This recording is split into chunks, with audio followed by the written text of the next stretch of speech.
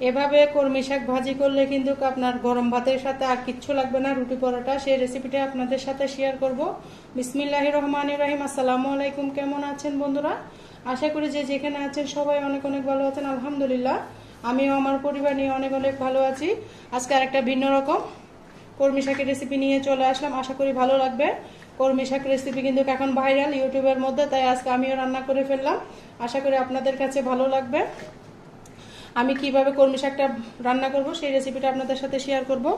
প্রথমে আমি কলমি শাকগুলোকে সুন্দর করে কেটে নিতে হবে। কলমি শাক অবশ্যই সুন্দর করে কেটে নিতে হবে। আগে ধুয়ে নিয়েছি। সব সময় শাক রান্না করার সময় অবশ্যই ধুয়ে নেবেন, তাহলে কিন্তু আপনাদের শাকের যে ভিটামিন পুষ্টি থাকে সেটা আর নষ্ট হবে না। চেষ্টা করবেন শাকটা ধুয়ে নেওয়ার জন্য। যত সম্ভব ছোট ছোট করে কেটে নেবেন। এই রেসিপিটার জন্য আপনারা চাইলে বটির সাহায্যে কেটে নিতে পারেন। আমি চাকু দিয়ে কেটে নিচ্ছি। এটা যার যার রুচি মতো আপনারা কেটে নেবেন। আর বন্ধুরা, আমার চ্যানেলে যদি নতুন বন্ধু এসে থাকেন অবশ্যই চ্যানেলটাকে সাবস্ক্রাইব করে দিবেন আর একটা কমেন্টস রেখে যাবেন। আমি আপনার পরিবারে যে ঘুরে আসার জন্য। দেখুন এত মজা হয় গরম ভাতের সাথে কিন্তু এই রেসিপিটা থাকলে কলমি শাকের আর কিচ্ছু লাগবে না বন্ধুরা। আর আমার ভিডিও দেখতে দেখতে যদি ভালো লাগে আপনাদেরকে একটা রিকোয়েস্ট করব, আপনারা একটা লাইক দিয়ে আমার সাথে থাকার অনুরোধ রইল। এক মোটা কলমি শাক নিয়ে এসেছে, খুব মজা হয় এই রেসিপিটা। আপনারা একবার হলো বাসায় ট্রাই করবেন এইভাবে।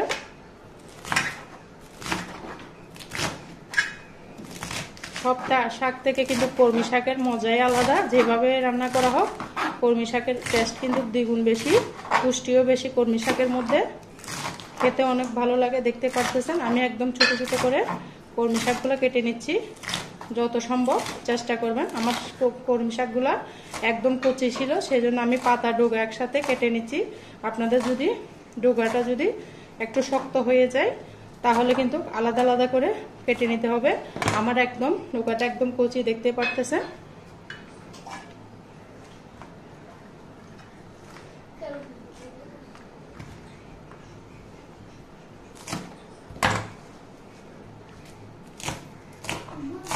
সবগুলো আমি কলমি শাকের সাথে একটু হেলিঞ্চা শাক ছিল, সেটাও আমি কেটে দিয়ে দিচ্ছি বন্ধুরা। বাজারে আটিগুলোর সাথে ওরা হেলিঞ্চা শাকগুলো একসাথে বেঁধেছে, আমি বেছে নিয়ে সুন্দর করে দিয়ে দিচ্ছি এখানের সাথে। হেলিঞ্চা শাকও কিন্তু একসাথে মজা। এটাকেও আমি সেমভাবে কুচি করে নিচ্ছি। যত সম্ভব শাকটা কুচি করে নেবেন। শাক কিন্তু বড় বড় করলে খেতে ভালো লাগে না, সেই জন্য অবশ্যই চেষ্টা করবেন ধুয়ে শাকটাকে যত সম্ভব কুচি কুচি করে কাটার জন্য। আমি কেটে নিচ্ছি এগুলো। দেখুন বন্ধুরা, আমি সব শাক সুন্দর করে কুচি কুচি করে কেটে নিয়েছি। তারপর দিব একটা মিডিয়াম সাইজের আলু। আলুটা অবশ্যই দিবেন। আলুটা দিলে কলমি শাকের স্বাদ কিন্তু দ্বিগুণ বেড়ে যায়, সেই জন্য অবশ্যই একটা মিডিয়াম সাইজের, আপনাদের পছন্দ মতো দিবেন। আমি একটা মিডিয়াম সাইজের আলু দিয়েছি। এটা যার যার রুচি মতো দিবেন, বা ভালো না লাগলে স্কিপ করতে পারেন। তবে আমি বলবো আলুটা দিবেন। আলুটা দিলে খেতে ভালো লাগবে। শুধু শুধু শাকটা খেতে ভালো লাগবে না। তাহলে অন্য যে কোনো সবজি অ্যাড করতে পারেন। আমি অন্য কোনো সবজি দিই না, শুধুমাত্র আলু দিয়ে রেসিপিটা করব।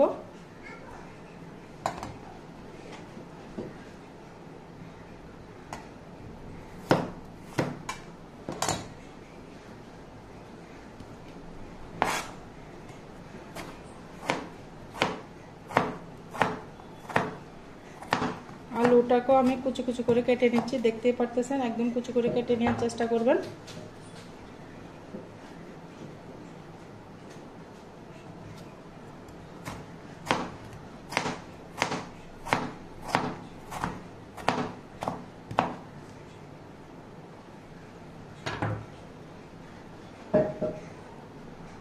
বন্ধুরা, কে কোথা থেকে ভিডিওটা দেখতেছেন অবশ্যই কমেন্টসে বলে যাবেন।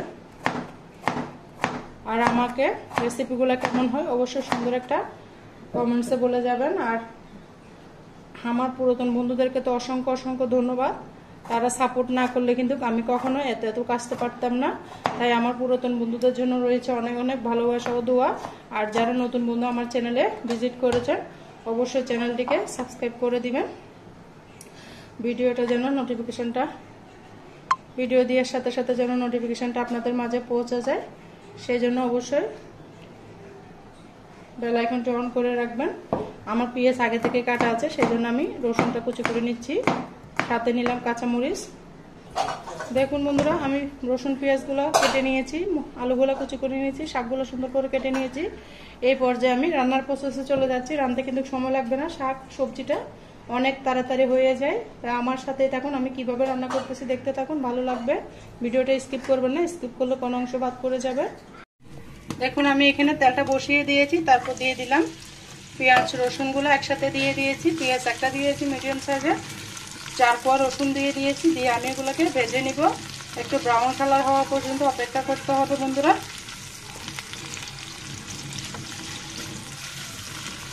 অবশ্যই ব্রাউন কালার করে ভেজে নেবেন, না হলে কিন্তু শাকটা খেতে ভালো লাগবে না। ব্রাউন কালার যখন করবেন তখন সবজির মধ্যে, শাকের মধ্যে একটা সুন্দর ফ্লেভার ছড়ায়, যেটা আপনারা বাসায় রান্না করলে তখনই টের পাবেন বন্ধুরা। অবশ্যই আমি বলতে চাই, আপনারা যে কোনো সবজি মাছ মাংস রান্না করার সময় পেঁয়াজ রসুনকে অবশ্যই ব্রাউন কালার করে ভেজে নেবেন।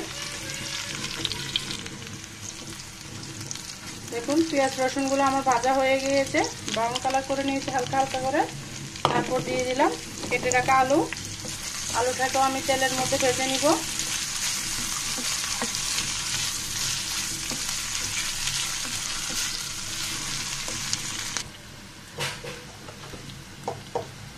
এই পর্যায়ে দিয়ে দিব আমি স্বাদ মতো লবণ। শাক কিন্তু কমে যায়, সেই জন্য বুঝে শুনে লবণটা অ্যাড করবেন। আমরা তো সবসময় রান্না বান্না করি, সেই জন্য আমাদের আইন পাস আছে। যারা নতুন প্রিয় আপুরা ভাইয়ারা রান্না বান্না করবেন, অবশ্যই শাকের মধ্যে শাক যখন কমে যাবে তখনই লবণটা দিয়ে চেষ্টা করবেন, না হলে লবণ হয়ে যাবে। আমরা তো রান্না বান্না করতে করতে কিন্তু আমরা একটা আইডিয়া চলে এসেছে, মাশাআল্লাহ আলহামদুলিল্লাহ। আমার আলুগুলো ভাজা হয়ে গিয়েছে। এই পর্যায়ে আমি কিছু শুকনো মশলা অ্যাড করব। দিয়ে দিলাম হালকা একটু লবণ, হলুদ দিয়েছি, বেশি না, আধা চামচ থেকেও কম। শুধু আলুটার জন্য দিয়েছি, যেন একটু কালার হয়, সেই জন্য। আমার আলুটা একদম ভাজা ভাজা হয়ে গিয়েছে। এভাবে ভাজা করে রান্না করবেন, অনেক মজা হয় খেতে। আমার আলুটা ভাজা হয়ে গিয়েছে। তারপর আমি দিয়ে দিব শাকগুলা দিয়ে ভালো মতো নেড়ে চেড়ে দিব খুব সুন্দর করে। এই পর্যায়ে দিয়ে দেবো চিনিটা অবশ্যই দিবেন। চিনিটা দিলে শাকের কালারটা অনেক সুন্দর থাকে, একদম সবুজ থাকবে। এই পর্যায়ে আমি ঢাকনা দিয়ে ঢেকে দিব সিদ্ধ হওয়ার জন্য। ফিরে আসতেছি শাকটা কমে যাওয়ার পরে বন্ধুরা। দেখুন বন্ধুরা, 1 পাতিল শাক কমে আমার একদম অল্প হয়ে গিয়েছে। এই পর্যায়ে আমি নেড়ে ছেড়ে দিচ্ছি। নেড়ে ছেড়ে ঢাকনা দিয়ে আবারও রেখে দিব 5 মিনিটের জন্য। বন্ধুরা আবারও নেড়ে ছেড়ে দিব। দেখুন আমার শাকটা খুব সুন্দর কালার দেখতে পেয়েছেন। চিনিটা দেওয়ার কারণে শাকটা একদম সবুজ সবুজ হয়ে গেছে। এটা একটা টিপ দিলাম আপনাদেরকে। অবশ্যই শাক ভাজা বা রান্না করার সময় 1 চিমটে চিনি ফেলে দিবেন, তাহলে আপনাদের শাকও আমার মতোই সবুজ সবুজ থাকবে। আমার রেসিপিটা কেমন হয়েছে অবশ্যই কমেন্টসে বলে যাবেন বন্ধুরা। খুব মজা করে শাকটা রান্না করেছি। আশা করি আপনাদের কাছে আমার ভিডিওটা রেসিপিটা ভালো লেগেছে। ভালো লাগলে অবশ্যই একটা লাইক কমেন্ট শেয়ার করতে ভুলবেন না। আজকের মতো আমি এখানেই বিদায় নিচ্ছি। পরবর্তী যে কোনো ভিডিও নিয়ে আবারও চলে আসবো আপনাদের সামনে। ততক্ষণ পর্যন্ত সবাই ভালো থাকবে, সুস্থ থাকবেন। আল্লাহ হাফেজ, আসসালামু আলাইকুম।